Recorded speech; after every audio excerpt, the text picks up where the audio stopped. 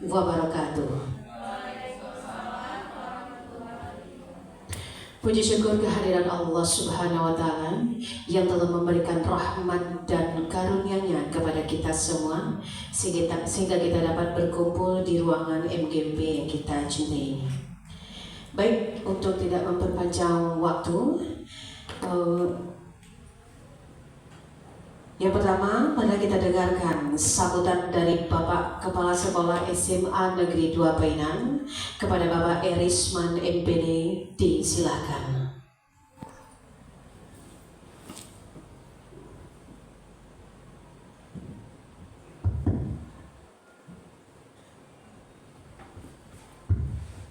Bismillahirrahmanirrahim. Assalamualaikum warahmatullahi wabarakatuh. Alhamdulillahillazi arsala rasulahu bil huda wa dinil haqq liyuzhirahu ala dini kulli wa kafa billahi syahida.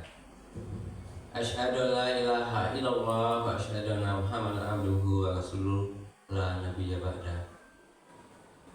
Pertama sekali marilah kita bersyukur kepada Allah Subhanahu wa Ta'ala yang telah memberikan rahmat dan hidayahnya kepada kita semua, sehingga pada pagi ini kita berkumpul di ruangan yang istimewa ini dalam rangka kegiatan pembebasan budaya positif yang salah satu kegiatan program guru penggerak di SMA Negeri 2 Painan. Selanjutnya mari kita bersalawat kepada Nabi kita Muhammad Sallallahu Alaihi Wasallam, yaitu dengan mengucapkan Allahumma sholli Muhammad wa ala ali Muhammad. Bapak Ibu unsur pimpinan yang saya hormati, Bapak Ibu guru penggerak, calon guru penggerak, beserta peserta yang akan menerima pembebasan pada hari ini. Yang pertama sekali, sebagai kepala sekolah mengapresiasi kegiatan ini. Mudah-mudahan kegiatan ini dapat berjalan dengan lancar dari awal sampai berakhirnya kegiatan ini. Namun perlu juga kita ketahui bersama bahwa program guru penggerak ini sangat digalakkan sekali oleh Kementerian Pendidikan, Riset dan Teknologi, karena pada saat ini sudah sampai di angkatan 9 ya, angkatan 9 dan 10. Jadi untuk angkatan 8 sudah ada calon guru penggerak yang ada di SMA 2 Painan. Mudah-mudahan ini berjalan dengan lancar sampai berakhirnya kegiatan ini, sampai diadakannya kegiatan wisudanya gitu. Karena yang angkatan 4 sudah di wisuda yang masuk dari SMA 2 Painan, satu pun sudah menjadi kepala sekolah, dan lagi satu lagi yang tinggal Bu Depi. Mudah-mudahan Bu Depi telah berhasil menyandang sebagai guru penggerak. Bapak juga dapat menyampaikan kepada Bu Depi, juga dapat mengimbaskan kepada teman-teman yang ada di SMA 2 Painan. Jadi untuk hari ini yang tapi adalah Ibu Yepi ya, Bu Yepi. Jadi mungkin perlu kita ketahui bersama juga ya, bahwa di dalam kegiatan ini yang akan disampaikan oleh Bu Yepi kan mengajak kepada guru yang lain berarti intinya kan, namun mengimbaskan, namun tidak tetap itu terus merupakan program dari guru penggerak itu sendiri kan. Nah, jadi kami juga menyampaikan kepada kita semua yang pertama bahwa program guru penggerak itu sebagai guru penggerak, apakah itu calon apapun yang sudah berhasil, tentu kedepannya nanti tetap melakukan inovasi pembangunan sehingga nanti dapat memajukan SMA Negeri 2 Painan ini. Jadi kalau ada kegiatan yang berhubungan dengan guru penggerak itu tolong diikuti. Bagi yang sudah paham dan tahu tolong diimbaskan kan, seperti itu kan. Yang kedua barangkali dalam rangka menyerahkan pembelajaran berdasarkan kemitraan di Hajar Dewata Utara. Jadi itu ya Devi mengenai ya yang dimana menyiapkan pembelajaran dari Hajar Dewata. Ya. Jadi dengan mendengarkan itu mungkin banyak materi-materi yang guna dengan guru penggerak. Kalau seandainya Bapak Ibu sudah mengakses PMM itu semua sumbernya kemajuan yang berhubungan dengan Google itu ada di situ.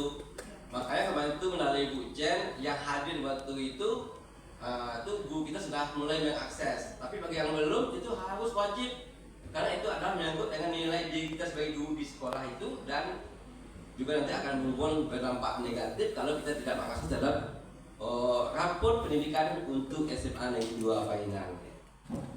Yang ketiga kan dalam rangka pendidikan budaya positif di sekolah berarti ya. Ya, jadi apa yang harus kita lakukan, misalnya anti bully misalnya. Jadi itu guru di sekolah itu harus menyampaikan kepada siswa, supaya tidak melakukan bully di sekolah itu bagaimana menegakkannya. Itu harus guru yang mengajak dan menyontohkan sehingga mengenai profil Pancasila itu yang diterapkan itu untuk siswa itu berjalan. Nah, jadi itu barangkali yang perlu Bapak sampaikan juga di sini. Bapak berharap kepada Bu Happy yang akan mengirimkan kepada teman-temannya, anaknya dapat berjalan dengan baik dan bisa bekerja sama hingga ada hasilnya yang didapatkan. Mungkin demikian saja sedikit sepatah kata dari Bapak. Atas perhatiannya diucapkan terima kasih. Assalamualaikum warahmatullahi wabarakatuh. Terima kasih kita ucapkan kepada Bapak Kepala SMA Negeri 2 Painan atas kata sambutannya. Selanjutnya, penyampaian penyebaran pemahaman dan penerapan pengalaman budaya positif oleh CGP calon guru penggerak angkatan 9 kepada Ibu Yevi Yuni Sisriwati MPD. Disilakan.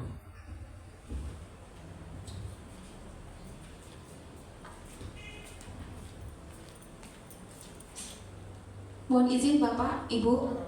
Assalamualaikum warahmatullahi wabarakatuh. Puji syukur kita ucapkan kepada Allah Subhanahu wa Ta'ala yang telah melimpahkan rahmat dan karunia-Nya kepada kita semua.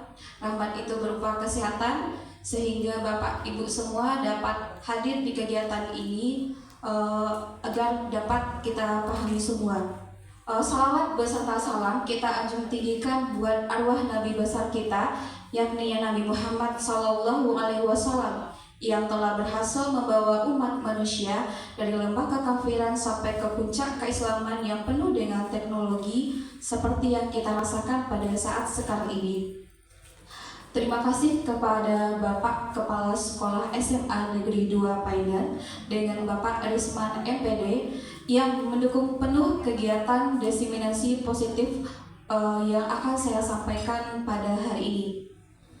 Sebelumnya, mohon izin Bapak Ibu, dalam kegiatan ini saya tidak maksud untuk menggurui, tapi hanya saja menyampaikan ilmu yang saya dapatkan selama 2 bulan ini dalam pendidikan guru penggerak. Kegiatan kita pada hari ini adalah menyebarkan pemahaman dan penerapan pengalaman budaya positif. Dalam hal ini saya didampingi oleh Ibu Yuli MPD sebagai fasilitator dan Ibu Beta Sentoli MPD sebagai pengajar praktek. Nah, sebelum kita membahas tentang budaya positif, saya ingin bertanya kepada Bapak Ibu, ketika mendengar budaya positif, apa yang terlintas di pikiran Bapak Ibu? Apa yang terlintas di pikiran kita ketika mendengar ataupun membaca namanya budaya positif? Ya, kepada Ibu Fitrika. Terima kasih atas kesempatannya. Saya akan mencoba memaparkan sedikit apa itu budaya positif. Menurut saya, budaya positif adalah pendidikan yang kita berikan yang sifatnya memberikan dampak baik bagi kehidupan atau bagi siswa. Contohnya saja, kalau budaya positif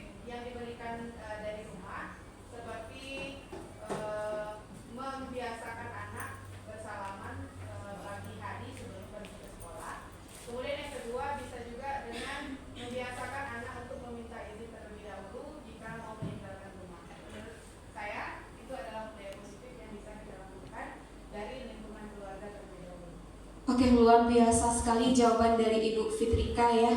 Kesimpulannya berupa kebiasaan. Nah, sebelum kita mulai dengan budaya positif, kita mulai dengan budaya sekolah terlebih dahulu. Nah, mungkin kita semua pernah mengucapkan kata budaya, membaca ataupun mengucapkannya dengan peserta didik atau sesama rekan sejawat kita. Bahkan di dalam seminar-seminar pun pernah kita mendengar yang namanya budaya positif. Nah, sebenarnya apa sih itu budaya positif? Nah, itu yang kita pertanyakan ya. Kemudian mengapa budaya sekolah itu penting? Nah, budaya positif ini dimulai dari kebiasaan kecil yang sering kita lakukan, tetapi dia konsisten. Nah, konsistennya itu kita didukung juga oleh sistem. Nah, sistem di sini adalah sekolah ataupun stakeholder yang ada di sekolah ini. Nah, harapannya adalah dengan budaya positif yang kita lakukan atau mulai dari budaya sekolah, nantinya berimbas ke dalam suatu kebiasaan. Nah, ketika kita udah melakukan sesuatu yang namanya kebiasaan, terutama dalam hal positif, ini susah nanti untuk berubahnya. Nah, lalu bagaimana cara kita menerapkan budaya di sekolah? Nah, jadi awalnya itu kita berawal dari pendidik, yaitu adalah guru. Seperti semboyan dari Ki Hajar Dewantara, yaitunya ing ngarso sung tulodo, in matio manggung karso tut uri handayani. Ada 3 kalimat, ing ngarso sung tulodo, artinya guru itu di depan menjadi teladan bagi peserta didiknya. Nah, ketika kita menunjukkan hal-hal positif kepada peserta didik, maka secara tidak langsung nanti peserta didik dapat menirunya. Kemudian in matio manggung karso, posisi guru itu berada di tengah. Artinya apa? Kita memberikan ide dan gagasan kepada peserta didik kita. Dan yang terakhir adalah tut uri handayani. Dalam hal ini, guru berada di belakang. Artinya memberikan dorongan atau motivasi kepada peserta didik agar peserta didik kita menjadi lebih baik lagi. Maka tolak ukurnya itu sebenarnya adalah dimulai dari pendidik itu sendiri. Nah, ini dia. Budaya positif adalah nilai-nilai, keyakinan-keyakinan, dan kebiasaan-kebiasaan yang ada di sekolah kita yang berpihak pada murid. Nah, ini pemikiran Ki Hajar Dewantara memang mengharapkan pembelajaran itu yang berpihak kepada murid. Nah, kemudian sehingga nanti murid dapat berkembang menjadi pribadi yang kritis, penuh rasa hormat dan tanggung jawab. Ya, seperti yang sudah kita lihat dan yang sudah kita alami, banyak sekali budaya-budaya positif yang sudah dilakukan tepatnya di SMA Negeri 2 Painan. Contohnya apa? Bisa melatih kedisiplinan peserta didik melalui kegiatan upacara, kemudian imtak, ataupun kita menerapkan 5S, senyum, sapa, salam. Nah, kemudian dalam eksplorasi konsep budaya positif ini ada beberapa hal yang akan kita pahami. Yang pertama nanti adalah ada namanya perubahan paradigma teori kontrol, kemudian disiplin positif, dan yang ketiga ada namanya hukuman, konsekuensi, dan restitusi. Yang keempat, 3 motivasi perilaku manusia. Yang kelima nanti keyakinan kelas, kebutuhan dasar manusia, dan 5 posisi kontrol, serta yang paling menarik nanti adalah bagaimana penerapan segitiga restitusi. Nah, pada kesempatan ini kita mencoba sebuah permainan. Cobalah buka. Saya minta dari ibu-ibu 2 orang ke depan. Kita akan mempraktekkan Anda dan teman Anda melakukan kegiatan cobalah buka. Anda adalah A. Tugas Anda adalah mengepalkan salah satu tangan Anda.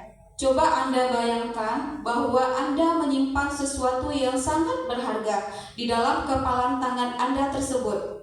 Lalu Anda perlu menjaga benda tersebut sekuat tenaga.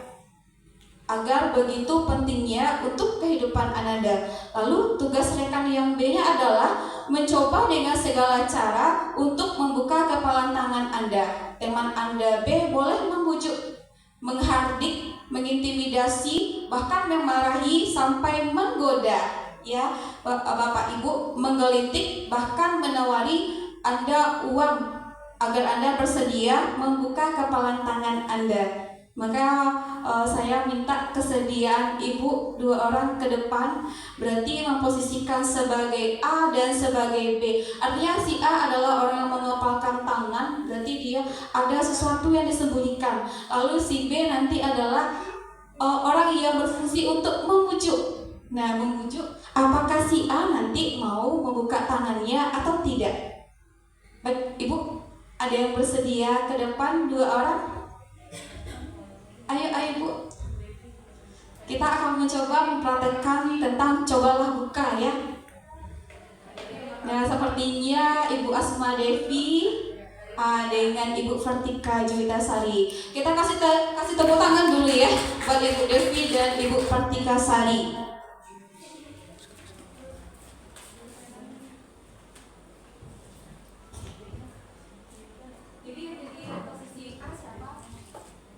Gimana kesepakatan kita yang A Ibu Vika, Bu Vika yang Ipal. Iya. Vika mempertahankan sesuatu ya. Biar Bu Devi yang membujuk ya. Iya. Oke. Oke, baiklah.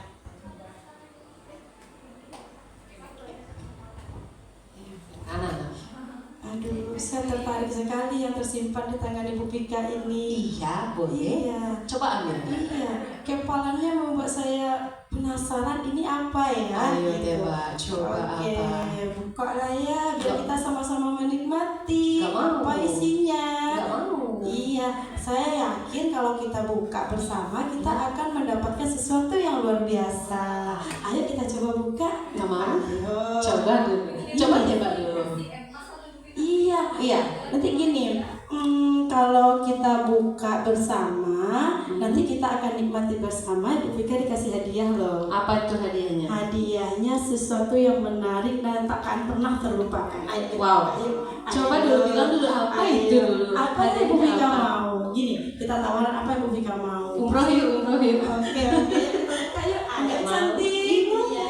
Kita buka. Kalau nggak mau dibuka, dengan cara lain. Ibu punya sesuatu nih. Apa itu? Kita buka dulu. Kita Nggak buka. bisa. Patulah. Nggak mau. Iya, ayo kita buka. Nggak mau. Ayo.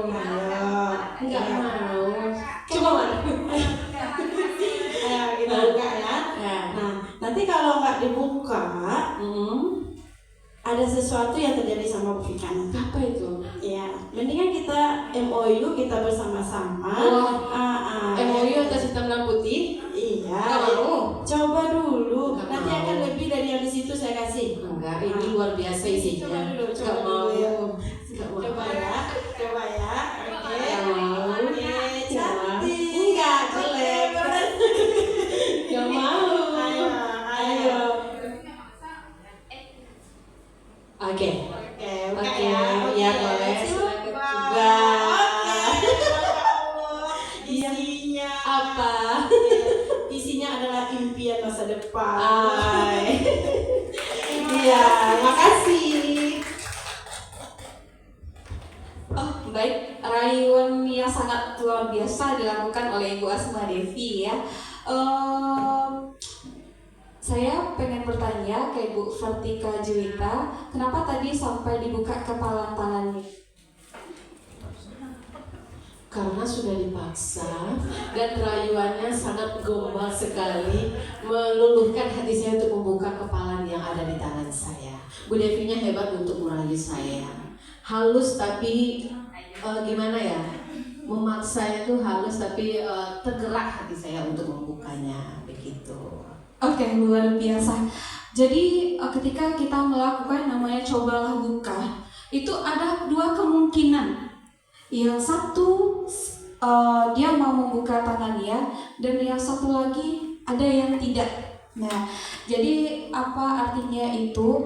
Nah, kita itu ketika kita dalam kepalan tangan itu ada sesuatu rahasia yang cukup luar biasa Nah, namanya rahasia kan tidak boleh orang lain yang tahu. Kita wajib mempertahankan.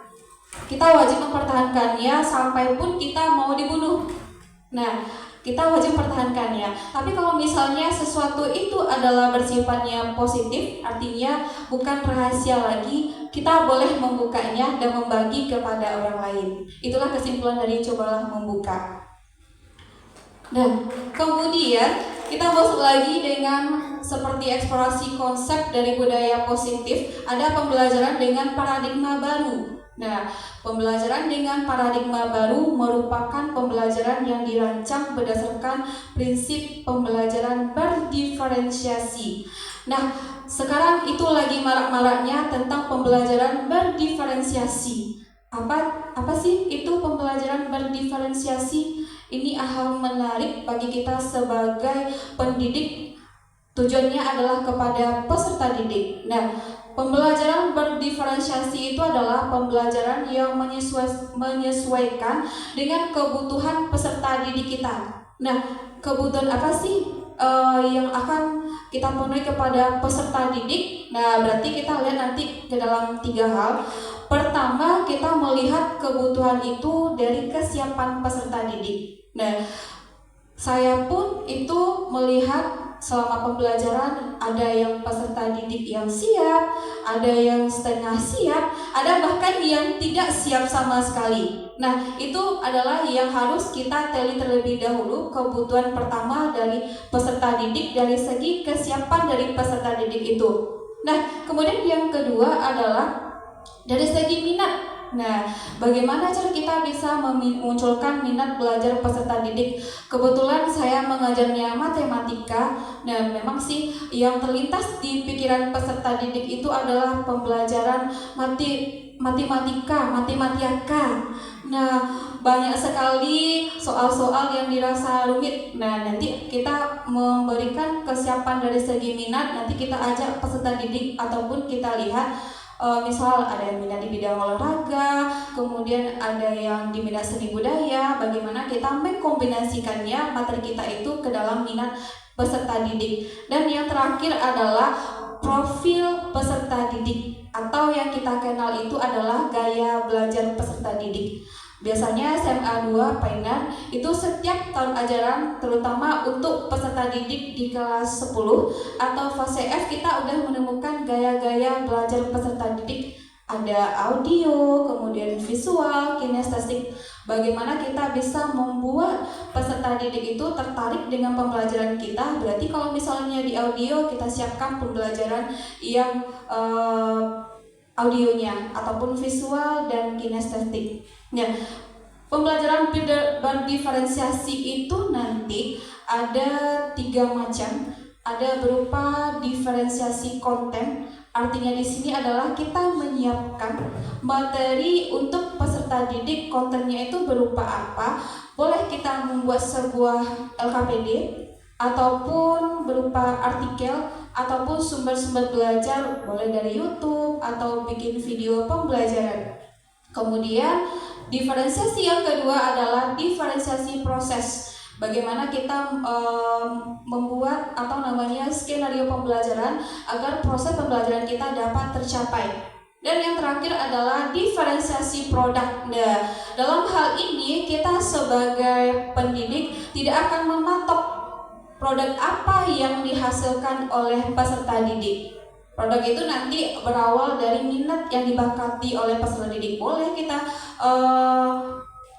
atau dia nanti kita berikan kebebasan. Anda boleh menghasilkan dari tujuan pembelajaran ini berupa karya-karya apa, boleh poster ataupun video dan lain-lainnya. Nah, sehingga nanti para peserta didik belajar sesuai kebutuhannya berdasarkan tahap perkembangan sesuai teori psikologi modern untuk mewujudkan profil pelajar Pancasila. Kayak salah satu dari visi SMA 2 Painan juga berasaskan profil pelajar Pancasila, yang mana itu yang pertama adalah beriman bertakwa kepada Tuhan Yang Maha Esa. Kita mau imtak dari peserta didik itu bagus. Kemudian berkebinekaan global. Maksud dari sini adalah kita walaupun berbeda-beda suku, ras, atau agama, tapi kita menjadi kesatuan. Yang ketiga adalah bergotong royong. Maka dalam pembelajaran yang kita harapkan adalah peserta didik dapat bekerja sama dengan baik. Kemudian kita menginginkan peserta didik itu adalah yang kreatif, kemudian mampu bernalar kritis, bahkan dia mandiri. Itu yang kita harapkan dari pewujudan profil pelajar Pancasila. Kemudian ada perubahan paradigma stimulus respon ke teori kontrol. Dan ada dua bentuk di sini, yang satu stimulus respon, kemudian ada namanya teori kontrol. Dan apa sih bedanya?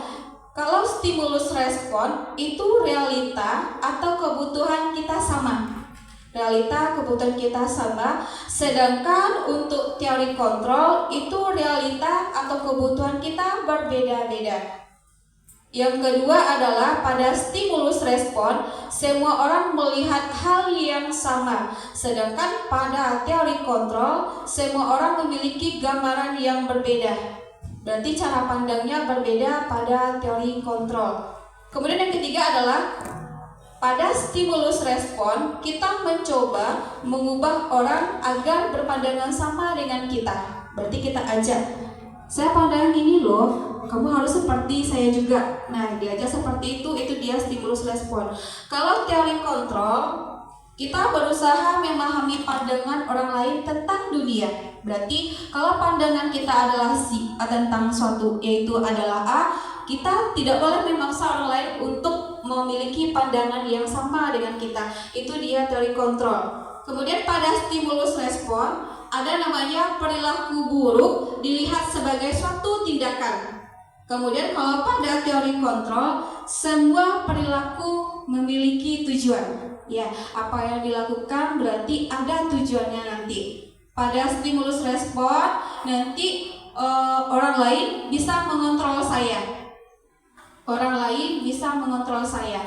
Artinya diri kita sendiri dapat dikontrol oleh orang lain.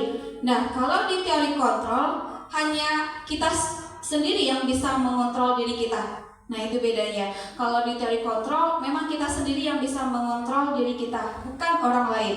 Nah, kemudian di stimulus respon, saya bisa mengontrol orang lain. Nah, kita bisa mengontrol orang lain. Nah, kalau di teori kontrol yang akan kita punya nanti adalah kita tidak bisa mengontrol orang lain. Ya, tadi di awalnya kan yang bisa mengontrol kita adalah diri kita sendiri, bukan orang lain. Kemudian di stimulus respon, model berpikirnya adalah menang atau kalah. Berarti di pikirannya adalah menang ya atau kalah ya. Tapi kalau di teori kontrol, model berpikirnya adalah menang. Nah, bagaimana saya bisa mencapai itu? Bagaimana cara saya untuk bisa menang? Jadi yang ada di pikiran nanti adalah bagaimana cara ia untuk menghasilkan yang baik sehingga dia menjadi pemenang dalam suatu hal nanti. Itu dia perubahan paradigma stimulus respon ke teori kontrol.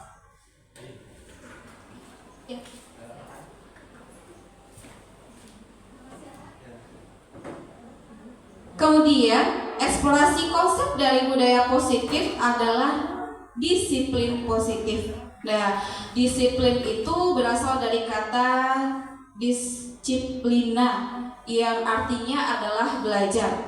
Disiplina ini mengacu pada disiplin diri yang memiliki tanggung jawab terhadap apa yang dilakukannya berdasarkan nilai-nilai yang diyakini. Sedangkan disiplin positif itu adalah salah satu cara penerapan disiplin yang bertujuan untuk menumbuhkan kesadaran serta memberdayakan peserta didik tanpa imbalan penghargaan atau reward, ancaman atau hukuman. Berarti kita munculkan budaya positif itu tanpa kita memberikan penghargaan, baik itu kepada peserta didik atau kepada orang lain, bahkan kita tidak memberikan berupa ancaman atau hukuman.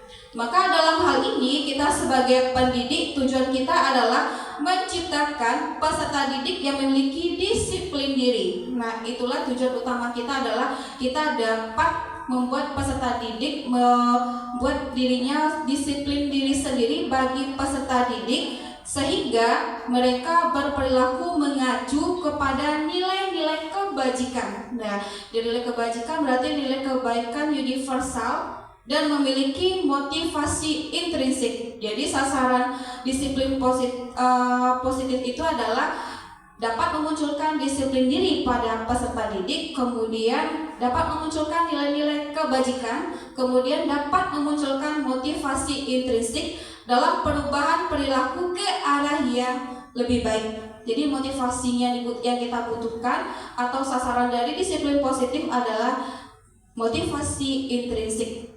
Dan kita akan berlanjut sesuai dengan yang tadi, ada namanya motivasi intrinsik. Nah, yang kita ketahui itu motivasi manusia itu ada 3.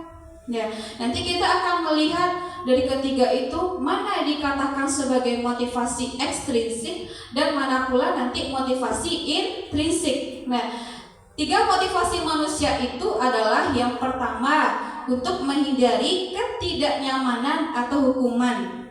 Nah, apakah ibu-ibu sering mendapati peserta didik kita yang seperti ini?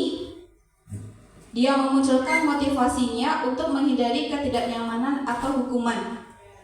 Iya, benar sekali. Atau sebagai contohnya, ada orang ini yang mau pakai helm, ada yang tidak. Nah, jadi ketika dia ada yang tidak mau pakai helm, ya udahlah saya pakai helm aja lagi. Nanti kalau ada razia Pak polisinya, saya ditilang.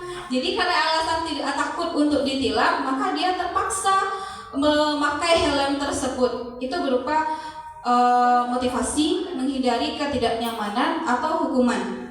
Nah, kemudian untuk mendapatkan imbalan. Nah, untuk mendapatkan imbalan atau penghargaan dari orang lain. Ya, apakah kita juga akan menemukan peserta didik yang seperti ini? Ada juga ya. Nah, jadi pernah saya temukan ketika pembelajaran, Bu, nanti kalau misalnya saya dapat selesaikan soal ini, ada nggak Bu nilai tambahannya? Itulah pertanyaan peserta didiknya. Nah, ketika saya sudah membilang ada nanti Ibu kasih poin plus 5, plus 10, maka secara bergegas mereka menyelesaikan tugasnya. Iya, itu yang saya dapati ketika proses pembelajaran. Nah, itu dia berupa motivasi untuk mendapatkan imbalan atau penghargaan dari orang lain. Nah, kalau yang ketiga adalah motivasi manusia, itu adalah menjadi orang yang mereka inginkan. Kemudian menghargai diri sendiri dengan nilai-nilai yang mereka percaya.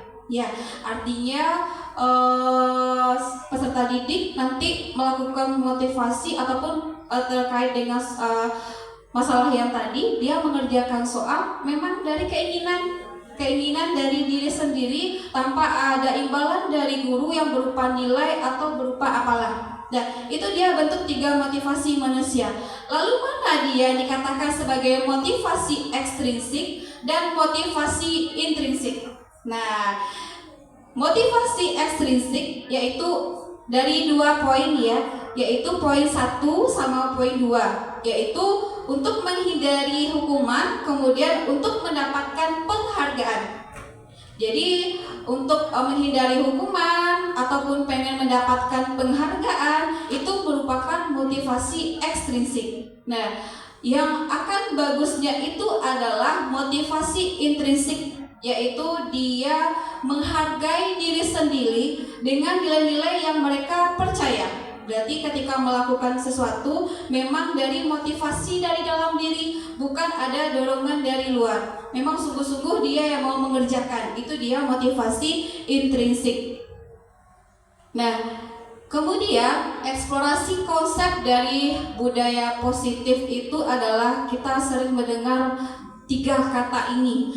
Ada hukuman, ada konsekuensi, dan ada pula namanya restitusi. Apa sih bedanya hukuman, konsekuensi, dan restitusi? Nah, kalau hukuman itu berpihak satu arah dari misalnya dari pihak guru saja.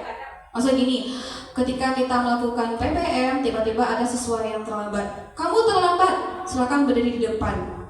Kamu terlambat, lari di lapangan. Nah, berarti kan belum ada namanya kesepakatan antara si pendidik dengan peserta didik itu. Nah, kalau di konsekuensi itu sudah disepakati murid. Misal kita di awal pertemuan dengan peserta didik, kita membuat yang namanya kesepakatan mungkin ya. Jika Anda nanti telat dengan ibu lebih dari 10 menit, nanti hukumannya ini loh gitu. Berarti nanti ketika dia udah telat, dia tidak kaget dengan apa yang diberikan oleh guru tersebut. Nah, pada restitusi itu bukan untuk menebus suatu kesalahan, namun untuk belajar dari kesalahan. Paling menarik bagi kita nanti adalah di bagian restitusi. Lalu apalagi untuk di hukuman? Kalau hukuman itu tanpa melakukan suatu kesepakatan, jadi nggak ada kesepakatan kita baik pendidik dengan peserta didik. Berarti munculnya itu tiba-tiba, secara spontan saja. Kemudian hukuman yang diberikan bisa berupa fisik maupun psikis. Nah, ketika kita memberikan hukuman secara dadakan kepada peserta didik, maka dia dapat berupa fisik maupun psikis dari peserta didik itu. Lalu di konsekuensi bagaimana? Murid tidak nyaman untuk jangka waktu pendek.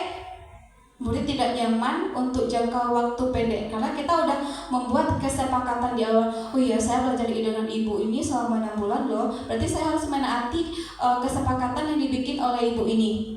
Nah, berarti kalau udah pikiran siswa kita seperti itu, berarti dia merasa tidak nyaman. Kemudian berdasarkan suatu data yang umumnya dapat diukur. Ini dia adalah konsekuensi. Kalau di restitusi bagaimana? Kalau restitusi yang pertama bukan untuk menebus suatu kesalahan, namun untuk belajar dari kesalahan. Berarti dari kesalahan yang dibuat oleh peserta didik, dia nanti dapat belajar ya. Artinya pengalamannya nanti. Kemudian memperbaiki hubungan. Nah, memperbaiki hubungan, lalu ada tawaran bukan paksaan. Nanti lebih validnya kita lihat nanti di poin terakhir dari eksplorasi konsep bagaimana kita melakukan yang namanya restitusi. Kemudian di restitusi menuntun untuk melihat ke dalam diri, bukan fokus pada solusi. Melihat ke dalam diri, fokus pada solusi maksudnya. Berarti kita dari kesalahannya itu kita akan mencari solusi. Nah, kemudian mengembalikan murid yang berbuat salah pada kelompoknya. Itu dia perbedaan antara hukuman, konsekuensi, dan restitusi.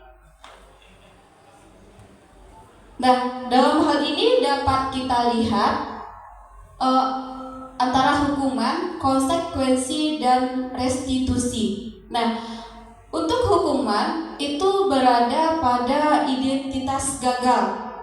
Sedangkan pada konsekuensi restitusi yaitu berada pada identitas sukses. Lalu kita melihatnya dari mana? Ketika di hukuman, sesuatu yang menyakitkan harus terjadi. Itu dia pada hukuman. Kemudian kalau pada konsekuensi, sesuatu harus terjadi. Sesuatu harus jadi. Berarti itu berawal dari kesepakatan tadi. Memang itu yang akan terjadi nanti. Kalau di restitusi itu merupakan pilihan. Jadi ketika ada masalah, solusinya itu pilihan dari peserta didik. Bagaimana dia dapat memperbaiki masalah tersebut. Kemudian pada hukuman, jadi ketika kita memberikan hukuman, ada menimbulkan tidak nyaman untuk murid atau anak untuk jangka panjang.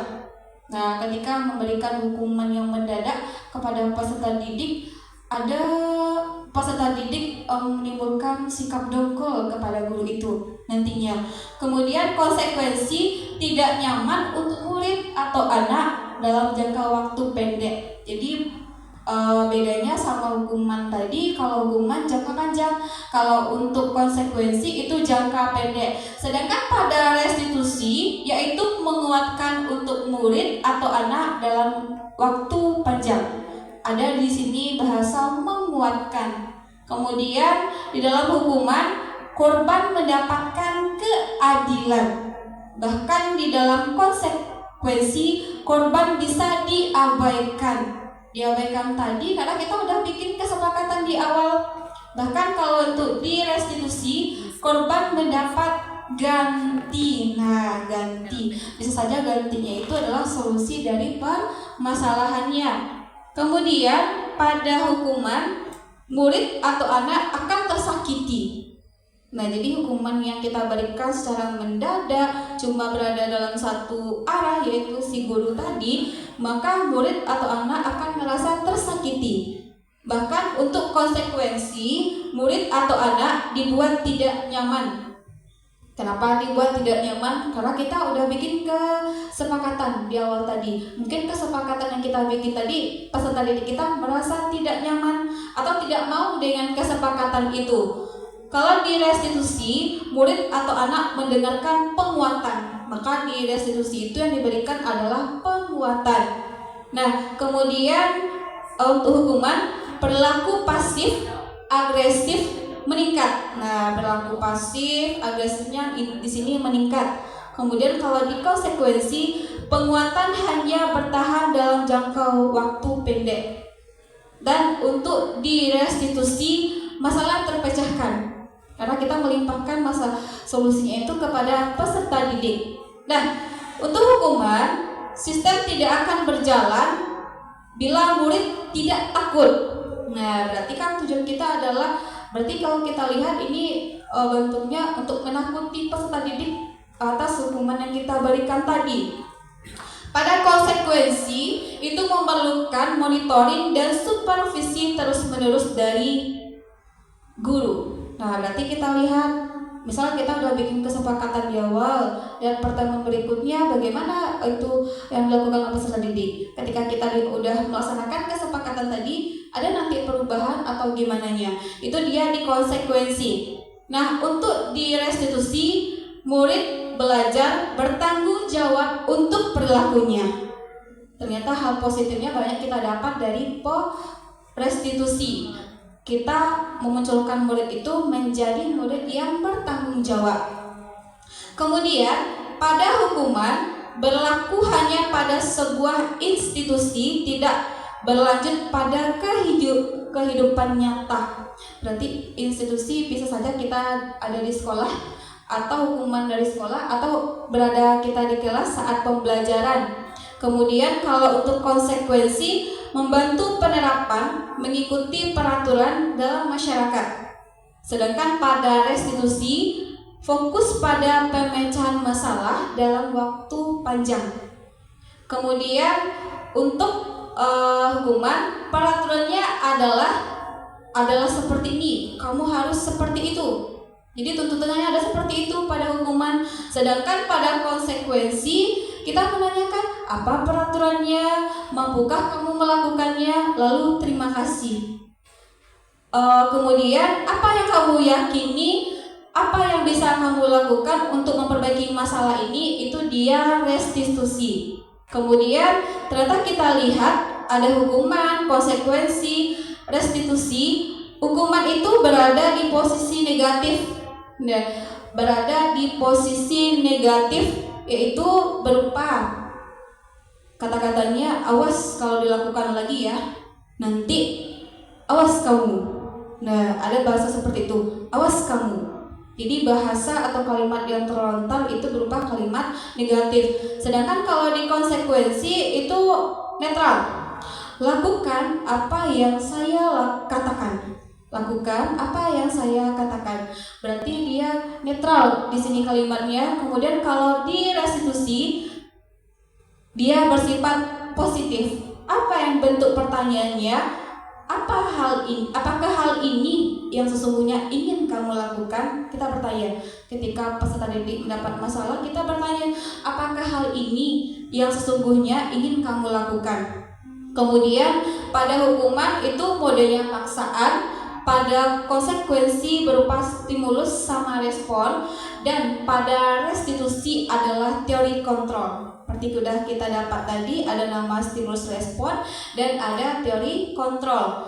Kemudian untuk hukuman mendorong menyalahkan diri, konsep diri buruk jadinya. Konsep diri kita buruk kemudian pada konsekuensi mendorong kepatuhan, sedangkan memunculkan konsep diri baik. Dan pada restitusi itu yang didorong itu adalah disiplin positif. Disiplin positif dan konsep diri kita menjadi kuat. Itu dia bentuk hukuman, konsekuensi, dan restitusi. Nah, restitusi itu nanti berupa restitusi bukan untuk menebus suatu kesalahan, namun untuk belajar dari kesalahan. Itu awalnya. Kemudian restitusi memperbaiki hubungan. Dan yang ketiga, restitusi tawaran bukan paksaan. Ya, berarti ketika kita mendapati peserta didik mengalami masalah, kita tidak menawarkan kamu seharusnya seperti ini loh, kamu seharusnya seperti ini. Bukan seperti itu, tapi kita akan memberikan tawaran. Hal apa yang akan nanti kamu lakukan? Kita memunculkan motivasi dari peserta didik tersebut. Kemudian dalam restitusi menuntun untuk melihat ke dalam diri, fokus pada solusi. Dan restitusi juga fokus pada solusi, mencari kebutuhan dasar yang mendasari tindakan yang dilakukannya.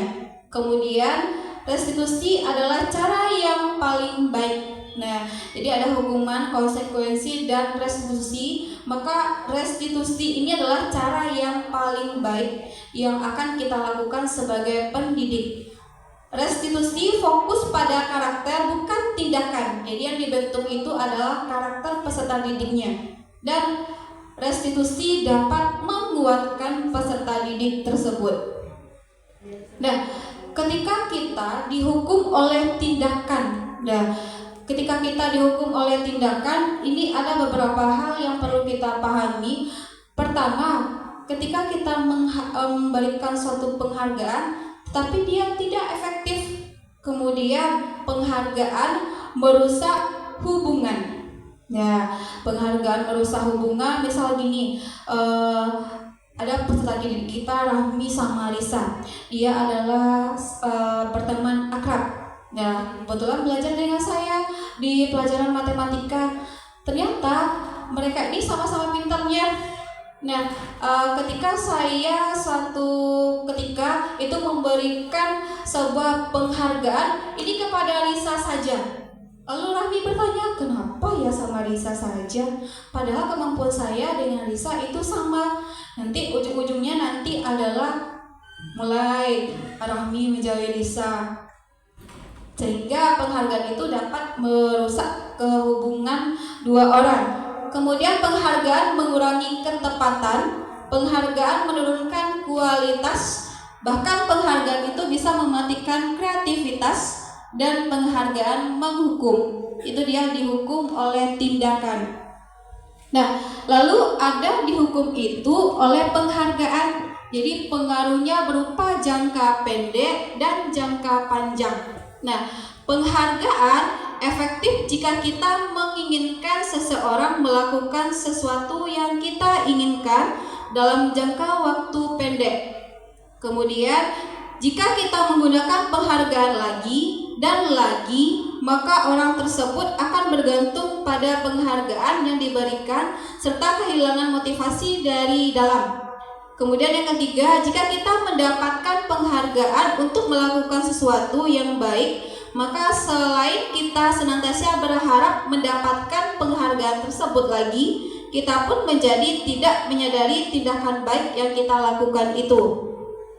Nah, di dalam disiplin positif ataupun budaya positif, ini ada namanya keyakinan kelas. Nah, kenapa harus keyakinan kelas? Lalu apa sih beda keyakinan kelas dengan peraturan kelas? Nah, ini dia. Peraturan kelas itu lebih terinci dan detail. Maksudnya di sini, kamu masuk ke kelas saya harus memakai sepatu hitam. Kamu belajar dengan saya harus membawa buku ini itu. Nah, itu dia. Jadi lebih rinci bahasa dari peraturan, sedangkan peraturan kelas konkret dan lebih mirip pada peraturan. Maksudnya di sini adalah bahasa yang ditimbulkan dalam pembuatan peraturan itu lebih konkret. Sedangkan pada keyakinan kelas lebih bersifat abstrak, berisi nilai-nilai kebajikan yang diyakini secara universal. Nah, misal yang tadi kamu masuk ke kelas saya harus memakai sepatu warna hitam, itu adalah peraturan. Maka keyakinannya kita membuatnya bersifat abstrak, mengandung nilai-nilai kebajikan. Nah, kira-kira kalau kita menerapkan kamu harus memakai sepatu hitam, berarti tujuannya adalah kedisiplin. Nah, maka dia cuma satu kata itu aja kita bikin, keyakinannya adalah disiplin. Sehingga nilai-nilai kebajikan universal yang disepakati secara tersirat dan tersurat, lepas dari latar belakang suku, negara, bahasa maupun agama. Itu dia keyakinan kelas. Nah, keyakinan kelas sama peraturan apa sih bedanya? Nih kita lihat. Kalau di peraturan kelas, mendengarkan ketika guru dan teman sedang berbicara. Itu dia bahasanya agak panjang. Kemudian tidak menyela pembicaraan. Nah, ketika kita tidak menyela pembicaraan, berarti keyakinan kelas yang akan kita tuju adalah saling menghargai. Lalu berdoa sebelum dan sesudah pembelajaran. Nah, ini dia berupa peraturan. Tapi kita alihkan ke keyakinan, kita ambil dia adalah religius. Kemudian peraturan kelas itu dapat juga berupa memakai seragam sesuai jadwal. Nah, berarti kita harus membuat keyakinannya kalau memakai seragam berdasarkan jadwal, berarti arahnya ke keyakinan adalah disiplin. Kemudian tidak mengganggu teman yang sedang beribadah. Ini juga keyakinan masuk ke nilai kebajikan, yaitu adalah religius. Dan kemudian tidak menyontek ketika ulangan. Nah, kita harus menjadi orang yang bertanggung jawab. Artinya apa yang diberikan oleh guru memang kita sendiri yang menyelesaikan, bukan harus lewat menyontek. Kemudian membantu teman yang kesulitan. Nah, kira-kira kalau membantu teman yang kesulitan masuknya ke arah mana ya? Membantu teman yang kesulitan. Nah, berarti kan timbul juga sifat pedulinya. Berarti bisa masuk juga ke religius. Nah, kemudian, di sini hal pengalaman yang pernah saya lakukan, bagaimana sih membuat keyakinan kelas. Nah, ini tepatnya saya membuat keyakinan kelas di 12 IPA 8. Nah, tadi pengennya saya menampilkan video, tapi videonya nggak bisa dimasukkan ke dalam laptop. Ada beberapa hal, jadi yang bisa diambil adalah foto-fotonya. Nah, maka langkah awal kita membuat keyakinan itu adalah kita mengajak peserta didik itu memikirkan harapan peraturan kelas seperti apa yang diinginkan. Lalu kita suruh peserta didik itu membuatnya di sticky note. Setelah itu adalah kita menyuruh peserta didik menempel sticky note-nya ke depan. Nah, setelah ditempel nanti kita akan kumpulkan atau kita akan lihat bahasa yang dibuat dari peserta didik itu. Kalau saya ditemukan bahasa negatif, kita arahkan ke positif. Dari bahasa yang positif tersebut nanti baru kita lihat nilai keyakinan apa yang akan dituju. Nah, setelah kita menemukan beberapa nilai keyakinan, kita suruh kembali peserta didik menuliskan di sticky note nilai keyakinan yang udah kita temukan tadi, yang berawal dari peraturan kelas itu kita tempel kembali ke kertas yang udah disediakan, lalu kita minta bikin kesepakatannya berupa tanda tangan. Nah, harapannya adalah dengan membuat keyakinan kelas menjadi peserta didik kita orang yang bertanggung jawab. Nah, ini dia eksplorasi konsep pada budaya positif, yaitu kebutuhan dasar manusia. Jadi kita bertanya, kenapa ya murid saya mengantuk saat belajar? Kenapa ya peserta didik itu berkelahi? Kenapa ya ketika belajar dia termenung saja? Berarti kebutuhan dasar apa yang tidak terpenuhi? Nah, jadi kebutuhan dasar manusia itu ada 5. Pertama, kebutuhan untuk bertahan hidup. Nah, kebutuhan apa yang kita perlukan agar kita untuk bertahan hidup? Biasa kan makan, minum. Kalau nggak ada itu berarti kan kita nanti nggak bisa hidup. Nah, kemudian yang kedua adalah kita butuh cinta dan kasih sayang. Nah, cinta dan kasih sayang. Oke, ternyata peserta didik kita juga membutuhkan hal tersebut. Nah, ketika kita menemukan peserta didik yang tidur saat belajar ataupun yang termenung, kita tidak langsung menghardik. Kita harus memberikan perhatian kepada dia. Karena pada pengalaman saya ternyata peserta didik yang seperti itu, dia di rumah tidak ada perhatian dari orang tuanya. Bisa saja alasannya mungkin kemungkinan orang tuanya semuanya bekerja, jadi pergi pagi pulang malam, jadi ketemu dia cuma pada saat tidur aja. Jadi hal-hal negatif yang ditimbulkan oleh peserta didik itu berasal dari adanya kebutuhan dasar yang tidak terpenuhi. Yang ketiga adalah butuhnya kebebasan. Jadi dalam belajar, peserta didik butuh kebebasan untuk belajar, bukan berarti membebaskan segala satunya, yang penting tetap berada di alurnya. Dan yang kemudian adalah kebutuhan berupa kesenangan. Jadi kita membuat pembelajaran itu bagaimana peserta didik kita menjadi senang. Dan yang kelima adalah kebutuhan dasar berupa kekuasaan. Nah, 5 posisi kontrol yang perlu kita pahami. Ada penghukum, ada pembuat rasa bersalah, ada sebagai teman, ada pemantau, ada manajer. Kira-kira posisi kontrol mana yang akan bagus kita terapkan nantinya? Nah, ternyata pada di penghukum itu biasanya orang yang melakukan posisinya berada berhukum itu mengeluarkan kata kasar ataupun nadanya tinggi. Nah, misal seperti ini, patuhi aturan saya atau awas. Kemudian, kamu selalu saja salah, selalu, pasti selalu yang terakhir selesai. Nah, jadi kayak seperti bentakan. Nah, kalau di pembuat rasa bersalah, dia memunculkan kalimat-kalimat bagaimana peserta didik itu merasa bersalah atas yang dilakukannya, maka berupa bahasanya, ibu sangat kecewa sekali dengan kamu.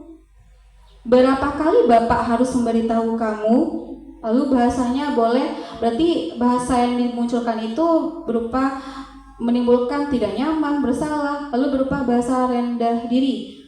Kemudian, gimana coba kalau orang tua kamu tahu kamu berbuat begini? Ataupun patuhi aturan saya atau awas. Ini bukan ya, ini masuk ke dalam penghukum. Nah, kalau untuk sebagai teman, itu posisi tidak akan menyakiti murid. Mereka terbatas berkata, ayo bantulah demi bapak ya, ayo ingat tidak bantuan bapak selama ini. Ya sudah, kali ini tidak apa-apa, nanti ibu bantu bereskan. Itu dia. Kalau pemantau, bahasanya adalah, memantau itu adalah kita mengawasi. Bahasa yang terlontar bisa dapat berupa peraturannya apa yang telah kamu lakukan, lalu sanksi atau konsekuensinya apa. Nah, kalau kita berada di posisi manajer, berarti kita nanti posisinya di mana guru berbuat sesuatu bersama dengan murid, mempersilahkan murid mempertanggungjawabkan perilakunya, mendukung murid agar dapat menemukan solusi atas permasalahannya sendiri. Nah, berarti kita ajak peserta didik untuk menemukan solusi atas permasalahannya. Lalu katanya berupa apa? Apa yang kita yakini? Apakah kamu meyakininya? Lalu jika kamu meyakininya, apakah kamu bersedia memperbaikinya? Lalu kita minta dia, apa rencana kamu untuk memperbaiki hal ini? Nah, lalu di eksplorasi konsep pada budaya positif ada namanya segitiga restitusi. Ini yang saya bilang di awal tadi. Ini salah satu bentuk langkah-langkah kita dalam menyelesaikan permasalahan yang kita temukan pada peserta didik. Nah, ada segitiga restitusi. Nah, yang pertama itu adalah kita melakukan yang namanya menstabilkan identitas. Setiap orang pasti pernah melakukan kesalahan. Jadi bahasanya didasari seperti itu. Kan kemudian ada namanya validasi tindakan yang salah. Kita validasi tindakan yang salah yang dilakukan oleh peserta didik. Cara kita menanyakannya itu adalah, kamu tentu punya alasan mengapa melakukan itu. Jadi kita ajak peserta didik itu untuk menjelaskan alasan dia bisa melakukan hal itu. Dan yang ketiga adalah kita menanyakan keyakinan. Kita tanyakan keyakinan kelas apa yang telah kita sepakati. Itu kita tanya dulu. Kemudian kamu ingin menjadi orang yang seperti apa? Berarti kita pandu dia untuk menemukan langkah-langkah menyelesaikan masalahnya. Sehingga restitusi itu adalah proses menciptakan kondisi bagi murid untuk memperbaiki kesalahan mereka sehingga mereka bisa kembali pada kelompok mereka dengan karakter yang lebih kuat. Berarti karakternya udah kuat.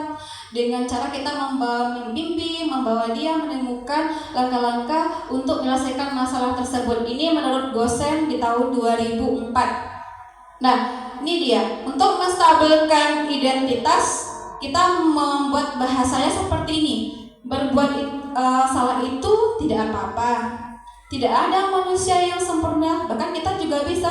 Ibu juga pernah kok melakukan kesalahan itu. Kita bisa munculkan kalimat seperti itu. Lalu pada validasi tindakan yang salah, di sini nanti kita bisa melontarkan bahasa seperti ini. Padahal kamu bisa melakukan yang lebih buruk dari ini ya. Kemudian kamu pasti punya alasan mengapa melakukan hal itu. Kita tanya alasan.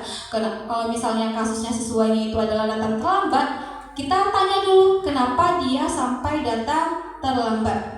Itu dia kalau kita validasi tindakan yang salah. Bahkan kita juga bisa melontarkan bahasa, kamu boleh mempertahankan sikap itu, tapi kamu harus menambahkan sikap yang baru. Nah, yang baru dari kesalahan yang dia buat tadi, berarti ke arah yang lebih baik.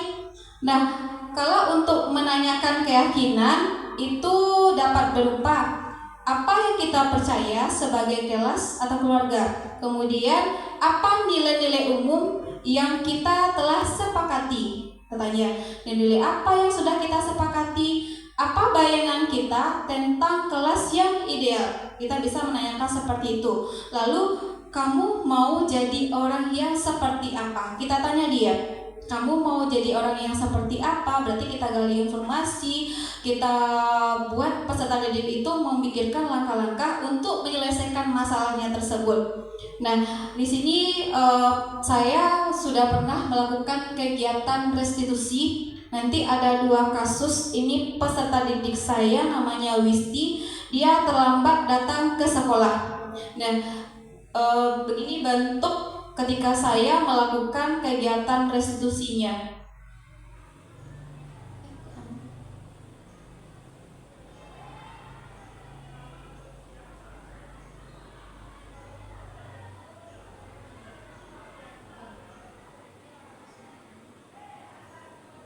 Dengar suaranya.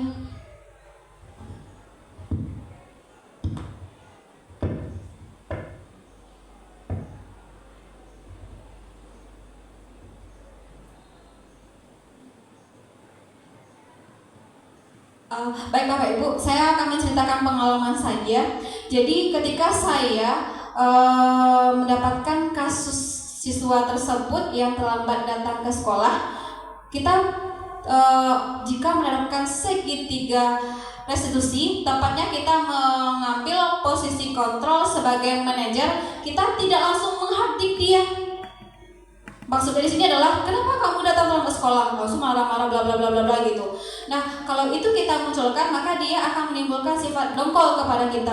Nah, ibu ini gini loh katanya. Sehingga kita akan dibicarakan kepada teman-teman yang lain kalau ibu itu seperti itu. Maka kita mengambil posisi sebagai manajer. Hal yang pertama kita lakukan adalah kita stabilkan identitasnya. Kita ubah identitasnya yang tadi gagal menjadi sukses. Maksud di sini adalah kita meredamkan emosinya dulu. Kita tanya, ibu juga pernah loh melakukan kesalahan. Nah, kita tanya dulu. Lalu kemudian setelah kita menstabilkan identitas, kita validasi tindakannya. Kita tanya dia, nah apa penyebab kamu sehingga kamu terlambat datang ke sekolah? Ya, jadi ibu pengen tahu apa alasannya kenapa Wisti sampai datang terlambat ke sekolah. Nanti kan dia kan jawab, ternyata dia terlambat datang ke sekolah katanya dia bermain HP sampai larut malam sehingga ketiduran paginya. Nah, lalu setelah kita dapatkan alasan seperti itu, kita masuk ke menanyakan keyakinan. Nah, kita tanya, apakah terlambat datang ke sekolah itu merupakan keyakinan kelas kita? Nah, kita tanya dulu.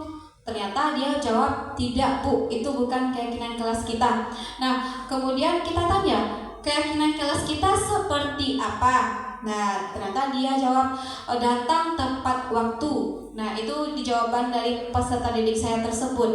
Lalu kita tanyakan, lalu bagaimana langkah-langkahnya agar Wisti tidak datang terlambat lagi ke sekolah? Jadi kita pandu dia menemukan solusinya, katanya saya tidak akan bermain HP lagi sampai larut malam Bu. Nanti saya akan berusaha bangun lebih awal sehingga saya tidak datang terlambat ke sekolah. Itu dia untuk kasus 1. Nah, kalau di kasus kedua ini saya mendapati siswa bermain HP saat belajar. Nah, jadi permasalahan melakukan siswa itu kita harapannya menanya dulu, kita stabilkan identitasnya, lalu kita validasi tindakan, kita tanya alasan dia memainkan HP saat belajar. Kemudian lalu kita pandu dia untuk menemukan keyakinan, sehingga langkah-langkah seperti apa nanti yang akan dilakukan agar dia tidak bermain HP saat belajar. Nah, itu dia tentang pemahaman yang saya dapat selama pendidikan guru penggerak lebih kurang 2 bulan ini tentang budaya positif. Dan akhir kata atau ada tanggapan saran dari ibu-ibu tentang budaya positif ini?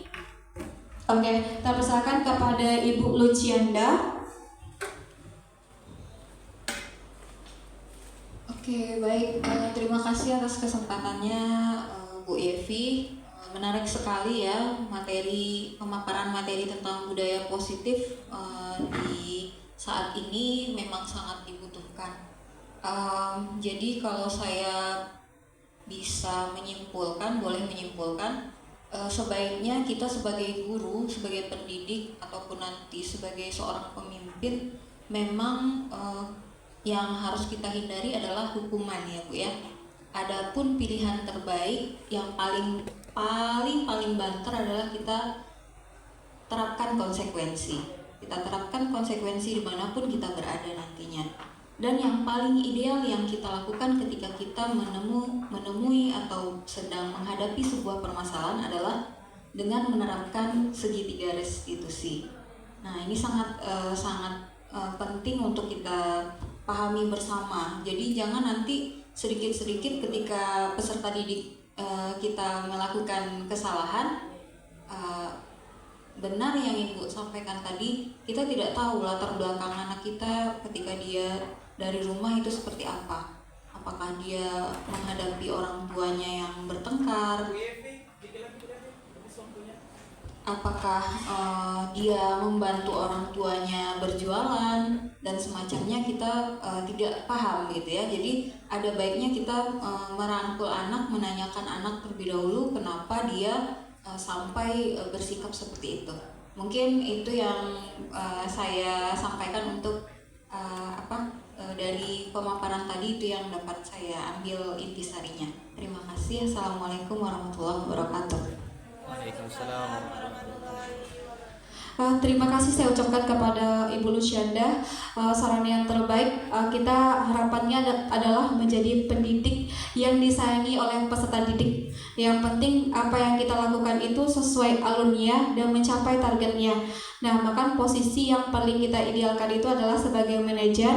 Maka kita harapannya adalah ketika menemui permasalahan pada peserta didik, maka selesaikanlah dengan segitiga restitusi. Seminim mungkin kita hindari yang namanya hukuman. Kalau misalnya kita terdesak, maka ada namanya konsekuensi. Nah, paling baik itu adalah restitusi. Oke, terima kasih ibu-ibu semua, Bapak telah hadir di kegiatan diseminasi saya. Semoga bermanfaat. Kalau ada salah jagalnya, saya mohon maaf. Terima kasih atas perhatian. Assalamualaikum warahmatullahi wabarakatuh.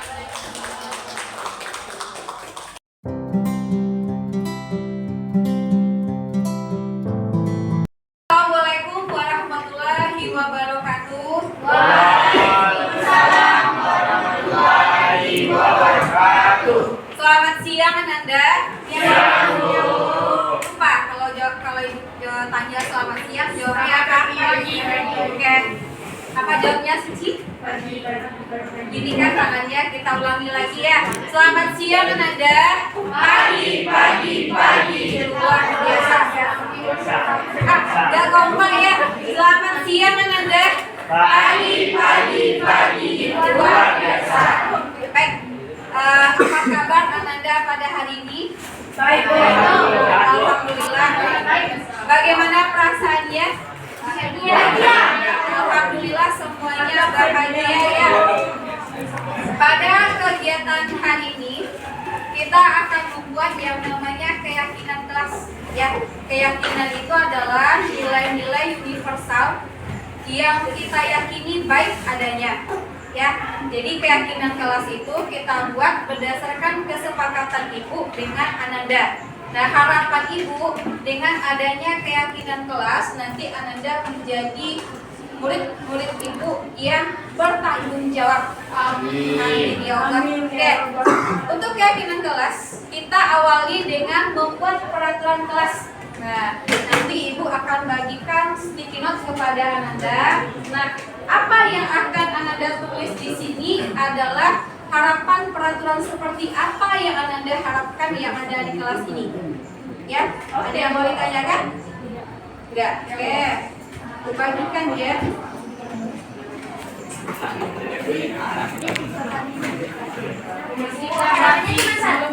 Iya, satu orang satu aja ya.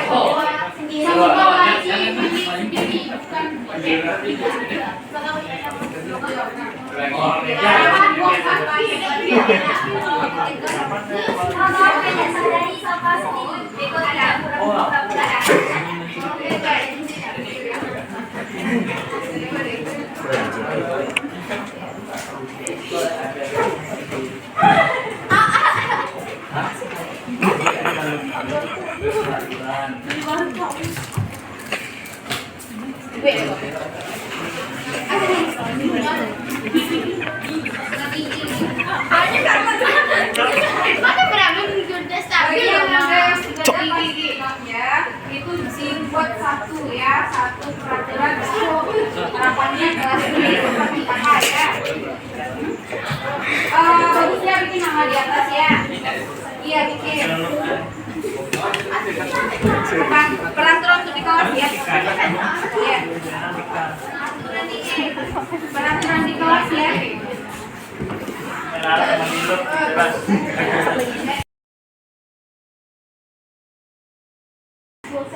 Menyadari sampah masing-masing.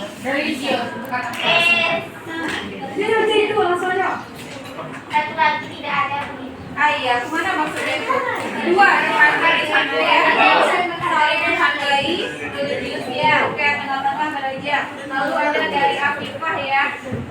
Jangan mencuri barang teman, kata